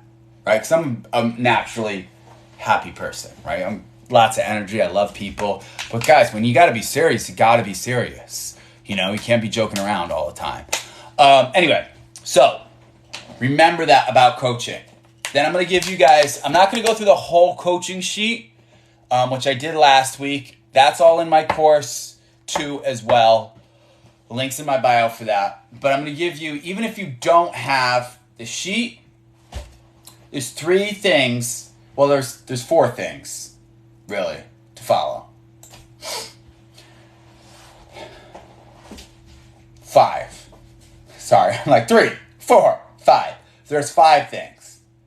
And I'm going to pause in between every single one of them so you can write them down. Number 1, never coach when you're upset. I know it sounds almost counterintuitive because you see behavior needs to fix and it's riling you up. But if you've been disturbed about an incident where it upsets you so much, you are going to negatively influence the other person and you're going to pull down morale. So what that means is if you take your frustration out on the team member, you're going to lose credibility with that team member. So never coach when you're upset. In fact, if you are super upset, you need to go to someone who you trust. And guys, by the way, when I was a first manager, I didn't trust anybody. Like, I just walked into the organization. I didn't know who to trust. I thought this person was good, but I didn't know if they were good. You didn't know who to trust. If you don't have anybody to trust, you take a moment for yourself. Go out back, take a breather. Woosah, get through it. Because, listen, coaching when you're upset, yelling at people, you just lose credibility with them. You just do. People see you as unhinged. And then I'm going to say, the second point, you're going to be like, wait, Josh, you just said never coach when you're upset. But the first thing is never coach when you're upset. Number 1, never coach when you're upset. People, you'll lose credibility. And then sometimes when you coach your behavior, a little while sometimes after the mistake has occurred, the coaching can have a stronger impact because the team member knows you care, right? If you say, hey, we need to talk about this. Not right now, but we need to talk about it, right? You put your stamp on it. We got to talk about it. but you're not going to go into it. Why? Because you know you're upset and you know what you're going to say is going to be detrimental. Again, accountability, empowerment of yourself. I need to wait until I'm emotionally not involved in this, because if I'm emotionally involved in this, I am going to slap them so hard, so silly that they're going to be like, I don't trust them anymore. I'm not saying physically, I mean metaphorically. Second is, okay, so first, never coach when you're upset. Second, coach with passion. You're like, Josh, I said, don't coach when you're upset. Now you're saying coach with passion. What that means is this. Passion, when it's expressed, can be quite contagious. Almost like curing injection into the soul. When a team member sees you care about something, they will immediately begin to seek to understand, even if it's the most disgruntled employee. They'll be like, oh wow, they care. Human beings have a respect for passion. They just automatically go, oh wow, this person's passionate about it, right? It's weird. Like there's a light that all of a sudden kind of lights up in ourselves when we see somebody else talk about something that's passionate, right? Like if you watch a video, if you're scrolling through TikTok and you watch a video, somebody's talking about skateboarding and they're really into it. You might not have any desire to skateboard, be like, they're into it. You're like, that's cool. They really like what they do. So coaching with passion, when someone's energetic, strongly passionate about a topic, they're apt to get somebody to listen more because there's passion there. So make sure you have passion when you're coaching.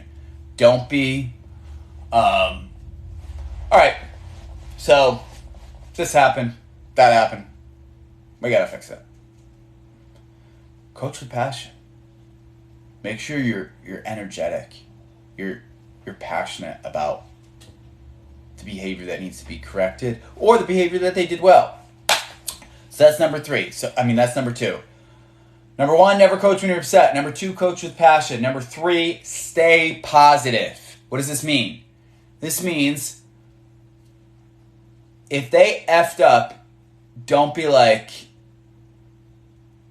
hold on a second. Because you messed up, everything's going to fall apart. You got to stay positive. Listen, no one likes to be told they're wrong. So make the fault seem like, hey, like this is an honest mistake. We can correct this. We can fix this together. Again, collaborative versus you and me. Don't blame them initially. Instead, show them as something that can be quickly corrected. Show them, hey, this is easy. What I would like to do is like, hey, listen, when I worked in an organization and somebody was cleaning, they sprayed the whole fuse box and it shut down the whole entire building. And we had to have an electrician come out to it. And we had to shut down a whole day of business because of it, right? That was challenging, right? I go, that's not what this is. This is a small thing. We can fix this, right? I would show them a huge thing that was challenging, that we overcame, and this is nothing. So we can fix this easily, right? You're always overcoming something. So stay positive about it. It can be fixed. It always can be fixed, right? So stay positive about coaching. That's number 3. So number 1, never coach when you're upset. Number 2, coach with passion. Number 3, stay positive. Number 4, explain the reason why. I explained this, by the way. I explained this very quickly last week. There's a 3-step process to coaching somebody. Number 1, explain the behavior, explain the effect of the behavior, and explain them how to fix the behavior. So under this number 4, you can say this: explain the reasons why, and then bullet point. Explain what the behavior is. Underneath that, right? Explain the effect of the behavior.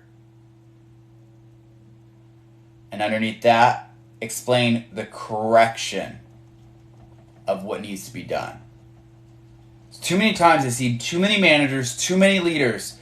What they're doing is they're telling something, hey, this sucks. Don't do this anymore. Okay.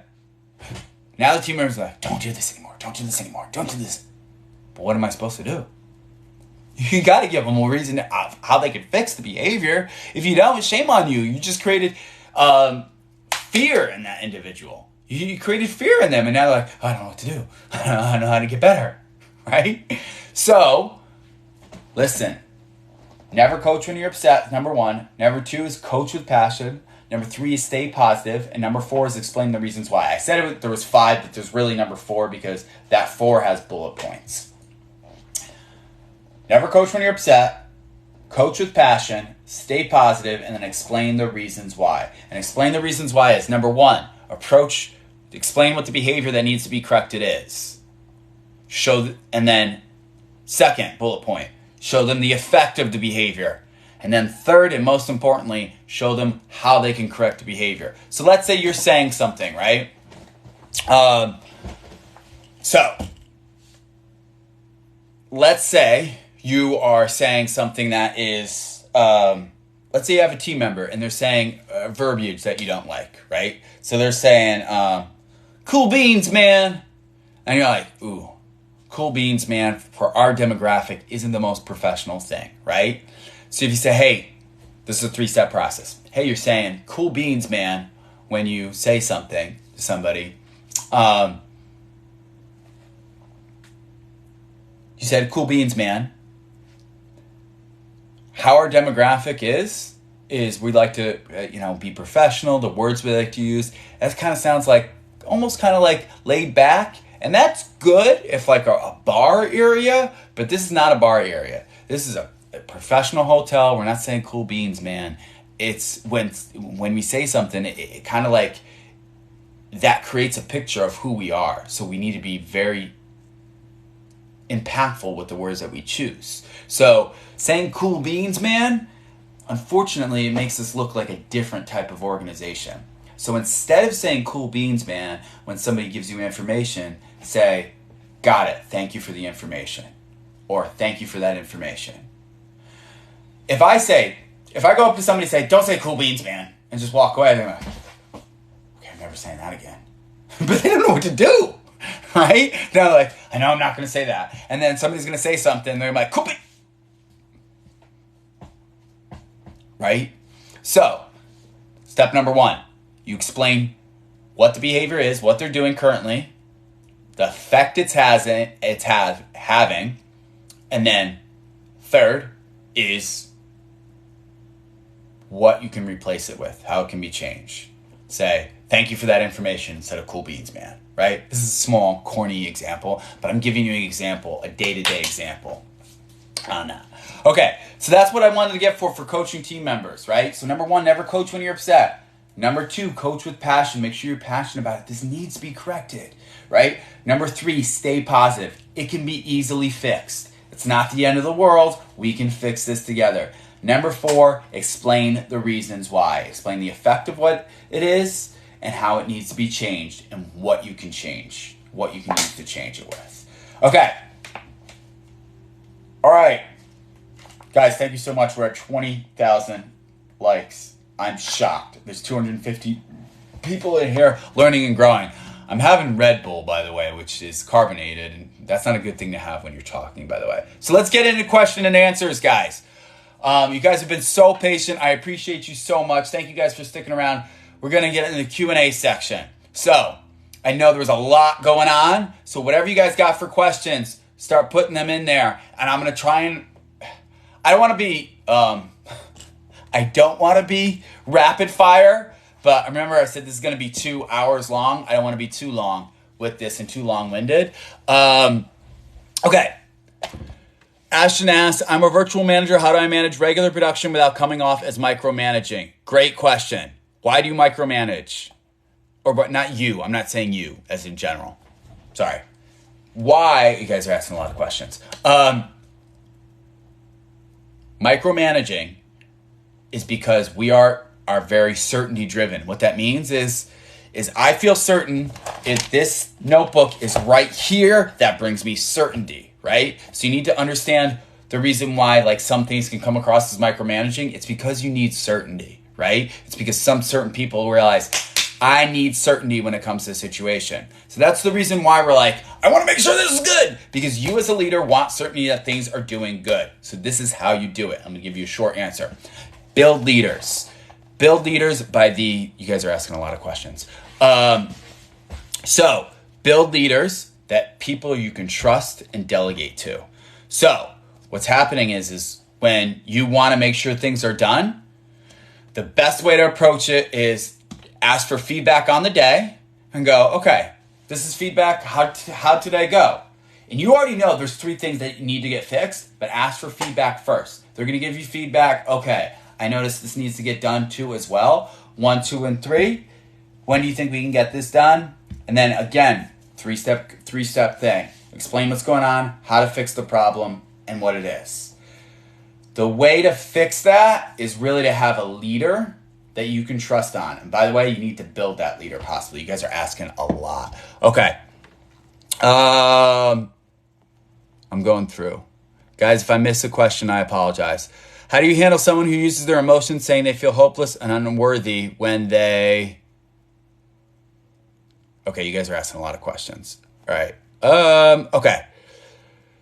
How to handle an employee who's hardworking but complains about other staff who aren't on her level. Okay, yeah, I got it, Ashley. Okay, so this is a person who is using... this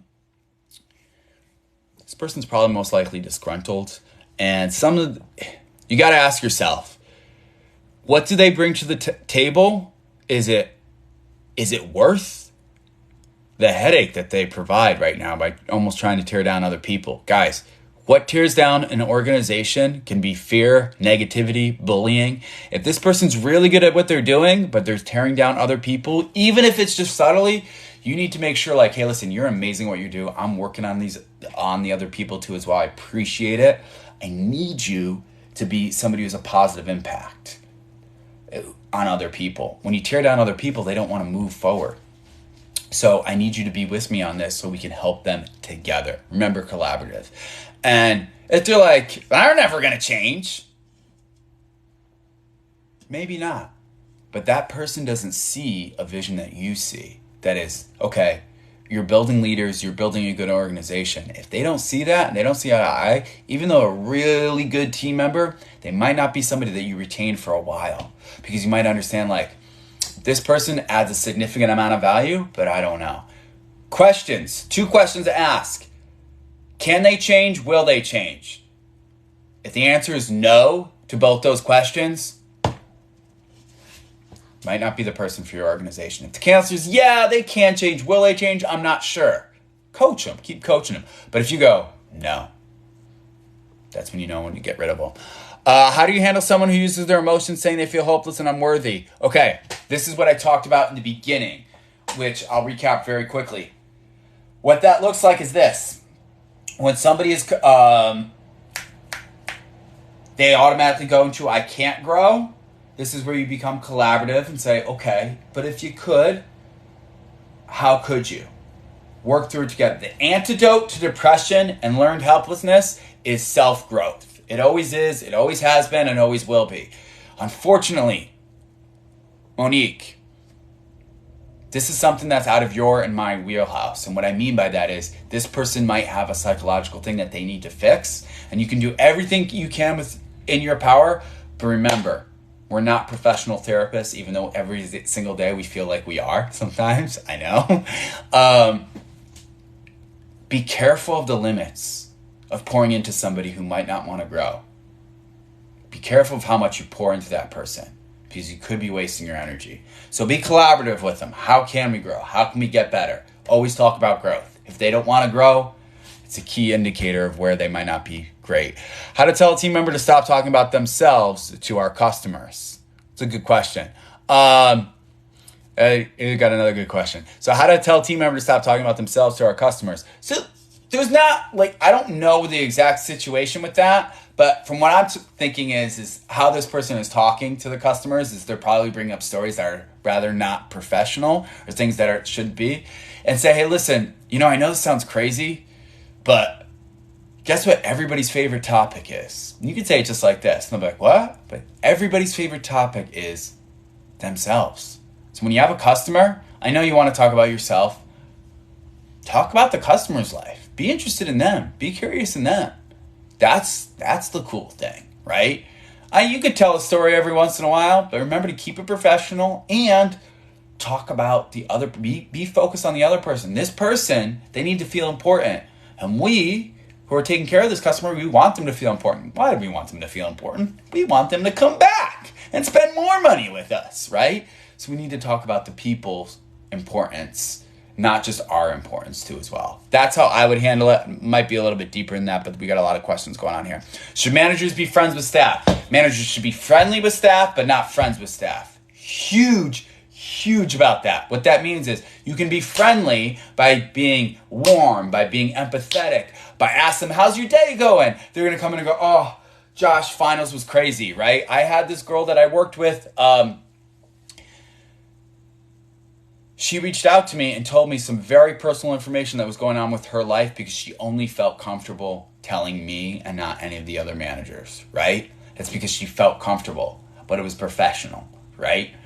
So they should always feel like they should approach you, but you do not hang out with these people. You don't go to the bar with these people. You don't drink with these people. You don't hit on these people. You just don't. Don't do it. I know it's like, for me, it's common sense. For some people, it's not common sense. Goal, expectation, coaching. So that is standards. What do your standards look like? And tell people what your standards are. What about the employee who constantly interrupts during this coaching session? That is where, listen, somebody's constantly interrupting. I had a team member do this. You can listen, by the way, they need to get their words out. But this team member is very, very like, yeah, but you said this, you said that. And I would say, listen, you've been talking. I need to talk right now. I'm going to give you a chance to talk. I'm going to give you a chance to say everything you need to say. Please, I need to finish what I'm about to say. It's super important. Stop interrupting. I know this sounds like common sense, but trust me, I've had it done to me. And the guy was like, okay, I'll let you finish. And the way he said that, by the way, I will let you finish, right? That was his alpha male way of saying, I'm going to let you finish. I'm going to allow you to do that, right? Guys, it's ego sometimes. People are interrupting because their ego's hurt. They want whatever it is. You need to set the standard for them. And then you also need to let them know, listen, if you keep on interrupting, we're never going to come to a sense of agreement. If that's the case, if we're not working together, we're working like almost against each other. And that is not good.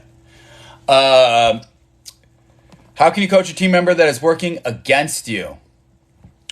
Good question, Rose. And I don't know what you mean by against you, but if they constantly are doing things opposite of like what you're doing, ask yourself, can they change? Will they change?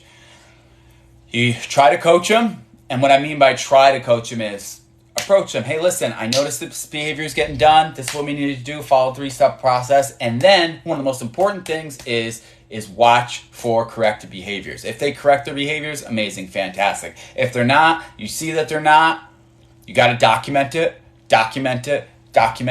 and then get the team member off the bus. If they're working against you, Rose, you're going to be going this way, they're going to be going that way. It's going to be stressful for you. And I'm not an advocate of firing people. I'm not. I hate it. But it needs to be done.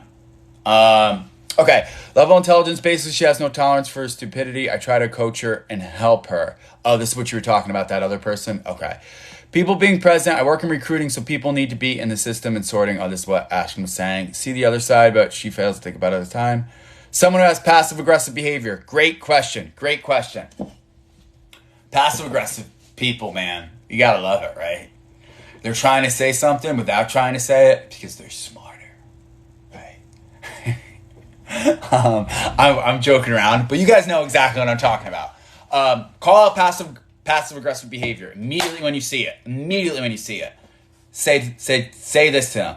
If they do whatever their passive-aggressive behavior is, just literally this is the best way I've learned how to deal with this. What do you mean by that? What do you mean by that? What do you mean when you're saying that? Literally say that to them. What do you mean by that? Well, I was saying this. What do you mean by that? Why are you saying that? It's going to be challenging, by the way, and you are challenging them. But that passive-aggressive person, they do this dance all the time with people. And then when they recognize someone calls them out on their passive aggressive behavior, they're going to be like, I'm not messing around with Josh. I'm not messing around with Sally because Sally's going to call me on it. So I'm going to be a straight shooter with Sally. If you...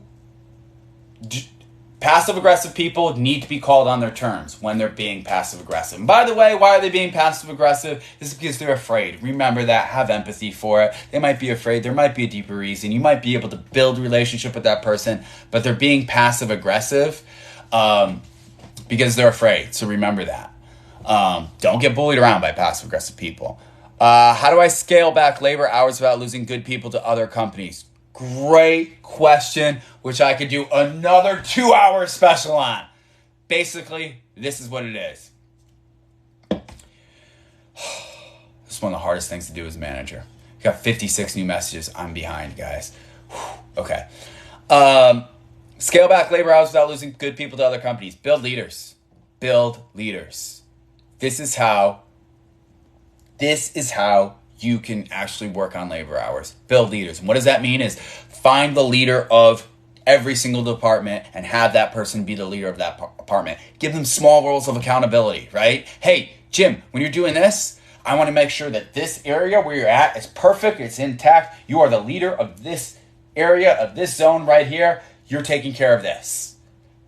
Now you delegated to somebody, you empowered them to make sure that level of area is good, it has their name on it, and they're going to take care of it. Building leaders is one of the best ways that you can kind of work around the labor structure. And also, maybe tell your company not to be so tight with labor. I know that sounds horrible. Passive-aggressive behavior. Wow, we just go all the way down to the bottom. I'm trying to answer all your questions, guys. What if the person has been there for 42 years and does not want to grow? Can they change? Will they change? If they can't, you know what the answer is. Let's see. That way the employee doesn't feel he or she's the only one pushing more weight than the others. What if you told a team member not to do something and they still did it just to look good with the good? I'll just look good with the other team members. Listen, it's very simple. If you tell a team member not to do something and they still do it, it's mean they're defiant of your behavior. And if you told them and they didn't do it and they're still doing it, it needs to be documented. Documented is you're writing it down. You need to sign this. We talked about this. You didn't do that. You signed to do this behavior. New external manager coming into a disrespectful team. I was hired by a good friend. She is my boss. Will it work? Yes, it can work. It absolutely can work. This is the challenge. And you guys both need to be clear on this. I want to do well in my job. So if I come across as somebody who's like short, it's not has anything to do with our friendship. It's just I want to do really well at my job. She needs to make that. You need to make that. Sounds like you're like the leader in this situation, Teresa. You need to tell her, listen, I want to do really good at this. If I take our friendship and I come across as like different, that's not, I'm not trying to be rude, but I want to be really good at this. So our friendship like doesn't exist when I work with you, even though it still does. Like I want to make sure that I'm doing right. So if I seem like a little bit like more professional, it's not because I'm being like hurtful to you. It's just I want to be a really good manager. I want to be a really good leader. How do you handle a team member that favors one of his team members? Do you mean a manager, Rose? How to handle a manager that favors one of his team members? Yeah, if it's a manager that's favoring one of the team members, depends on the hierarchy, meaning like if you're alongside them, it's easier kind of to have the conversation, but it could also be really challenging too as well. If they're higher up, that's kind of hard to have the conversation. You got to let them know the impact that it's having. Hey, listen, when you're treating this person well, I know you like them, I like them too, but the other people are seeing it and they're starting to lose trust in us. Collaborative. You could say you too as well, but be collaborative. How do I coach my manager? I don't want to ruffle feathers. I love it. Yes. I don't love it, but I know exactly what you're saying. A God from peer to supervisor. I'm going to answer that question in a second, Linny. Okay. Here we go. Coach your manager. when you're coaching your manager is you need to have a one-on-one conversation with them. Your manager probably has more time, less time than you do, so you need to be aware of that.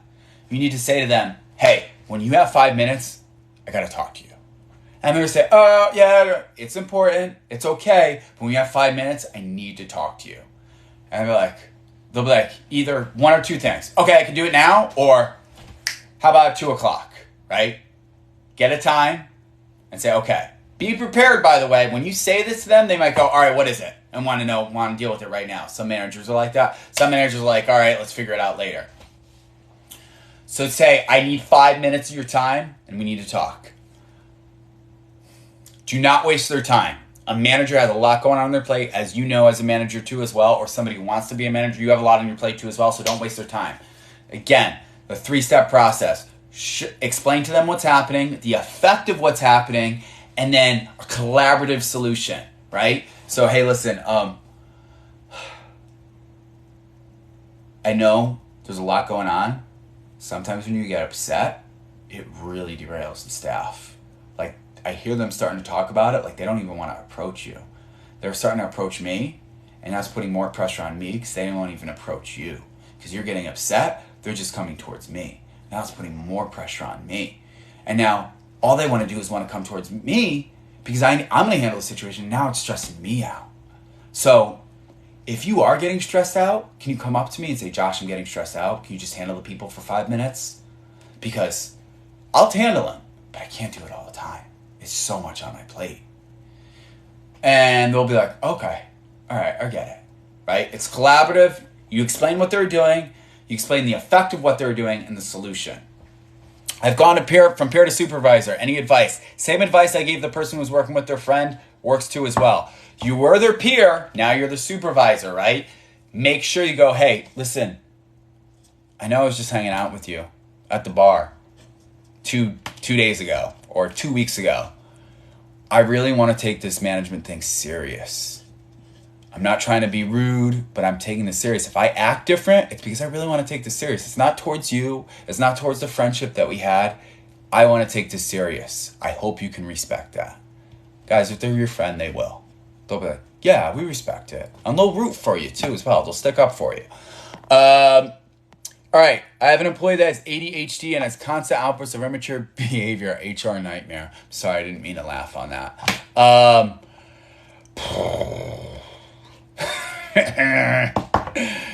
That is document.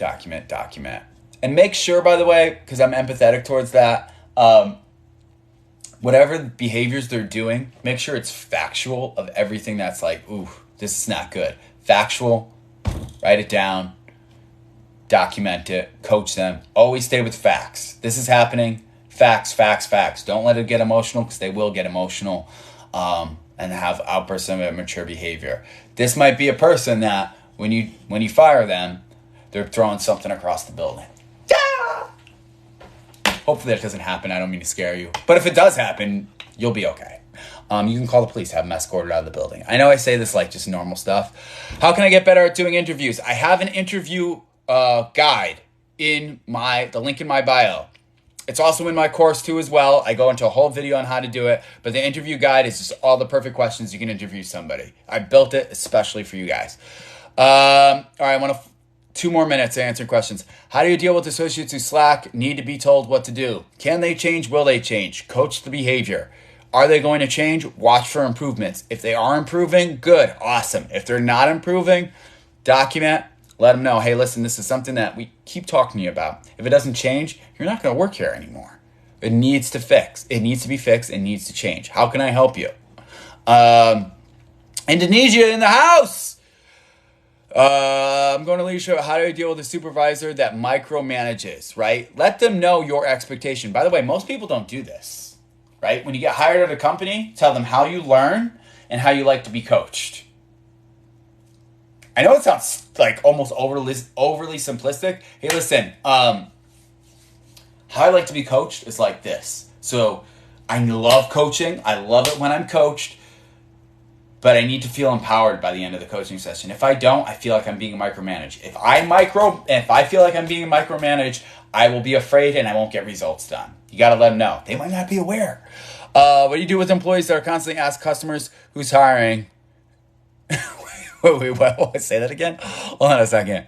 How do you deal with employees who with really toxic manners that begin to influence others? You got to address it. Hey, listen, again, this is what's going on. This is what needs to be fixed. And it's a cancer. Negativity is a cancer in your organization. You got to get rid of it. And sometimes you got to go straight for that bully, the lead influencer, and say, listen, you got to change this behavior. Right now, the standard is we're going to be positive. We're going to treat people with respect. And if you're not doing that, you will not work here anymore. Negative people or toxic need to be told that. This is the standard. This is the standard I'm going to hold you to. And by the way, you know what tends to happen when you start telling people that? They go, oh, okay. He's coming after me. Maybe I should find another job. A lot of these people just leave. And they'll go, you don't even have to fire them. They're like, hey, Josh, I don't think this is a good fit for me anymore. And you're like, yeah, I don't think so either. And they'll leave. But you got to approach it. You got to approach the behavior. All right. What do we got going on here? How do I empower them without micromanagement? Great advice. Thank you guys. I appreciate you. I'm now a mid-manager in my company and learning my role. I have a new manager in position. Done. I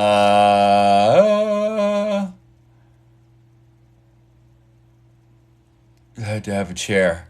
If you work at a register and you're sitting night, up and all day, 8 hours, are you allowed to have a chair?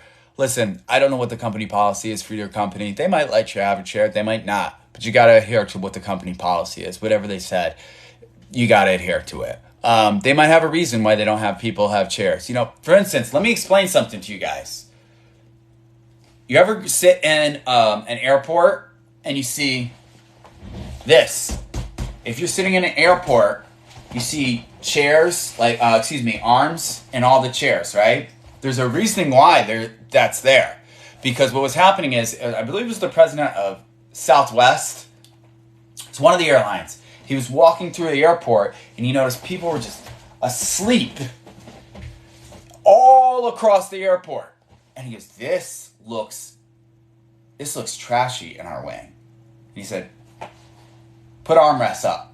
We can't have people looking like they're like just shoveled and sleeping all over the place in our wing of the airport, right? So they started putting up armchairs. So when you go to the airport and you see that there's armrests there, it's because so people aren't passed out asleep and looking like bums. So there's certain there's certain things there that are there psychologically for a reason. Listen, if you don't like it, you could, bring it to their attention too as well. All right. Let's see. I'm a manager of a medical facility and my boss doesn't back me. What do I do? You need to have a conversation with your boss and figure out where the lack of trust is. You need to be like, listen, can I have 5 minutes of your time? I feel as if this is going on. How do we fix this? Collaborative. All right, guys. So thank you guys so much for the questions. I appreciate it more than you know. I'm going to get into the ending moment right here, right? I got 2 minutes. I'm going to go overboard because I want to share something with you guys, which I'm going to do. I'm going to give something to you guys because you've given so much to me. You do not have to participate in what I'm about to share. You don't have to participate. It's okay. But if you do, I want to pour into you guys because there's been so many people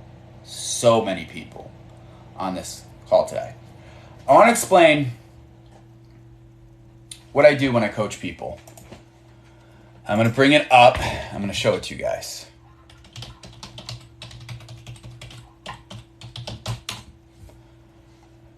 Give me a second, because for some reason my internet is not wanting to work today.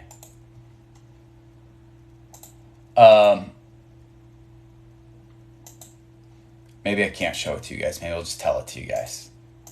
I guess not. Okay. If you go to my website, Josh Lewis Leadership, you'll see an application for one-on-one coaching.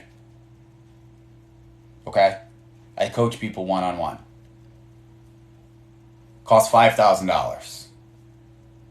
Because my time is valuable and I want to make sure that this person is serious. They actually want to do something.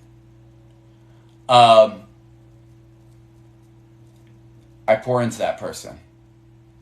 It's a long process. We go through a step-by-step process of what it looks like because I want to pour into that person to make them better.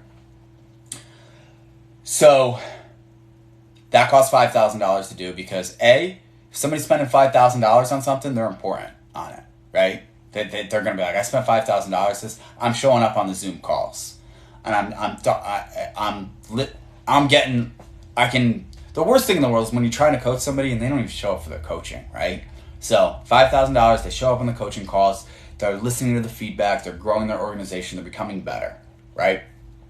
So that's what I do. That's my one-on-one coaching. I also built the course too as well. So if you didn't want to do that, you didn't have the money for that, there's 2 payment options for the course. What I want to do for you guys today, because you guys have been so great, is that if you buy any part of my course, if you go in and buy into the course, the $197, the $497, I'm going to give you an hour worth of coaching for free, which is a $5,000 value.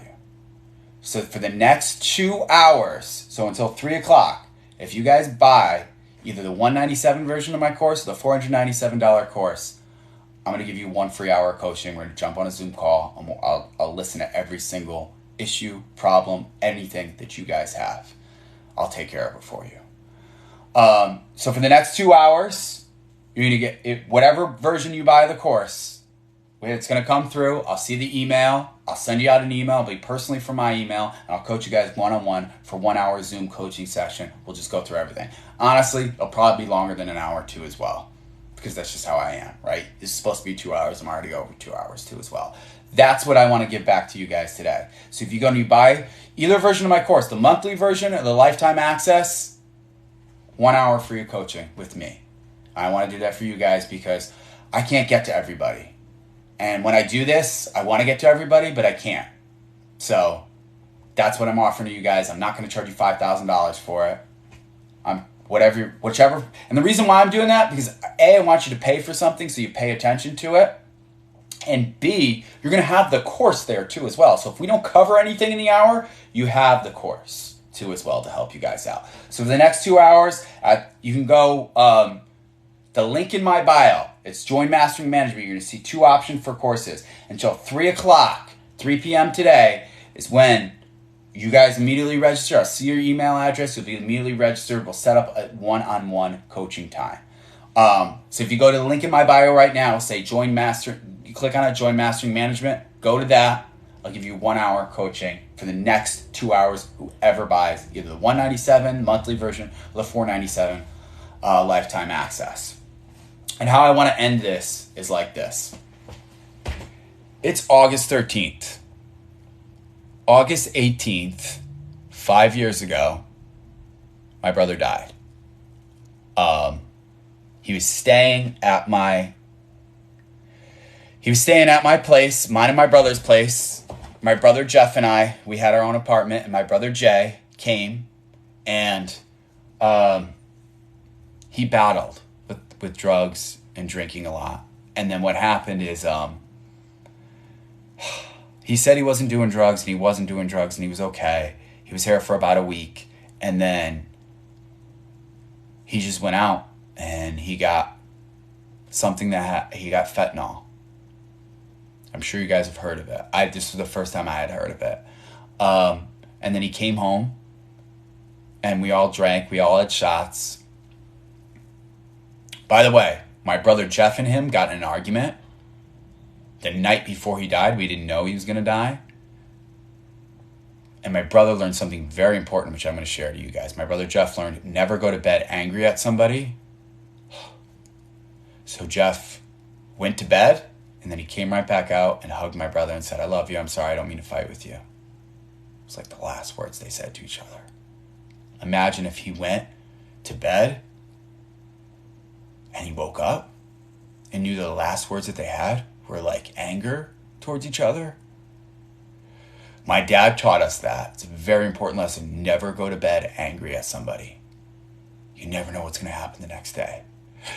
So my brother and I, Jeff, we woke up and my brother had fallen asleep on the floor. It's a weird thing. It sounds weird, but he was just asleep on the floor.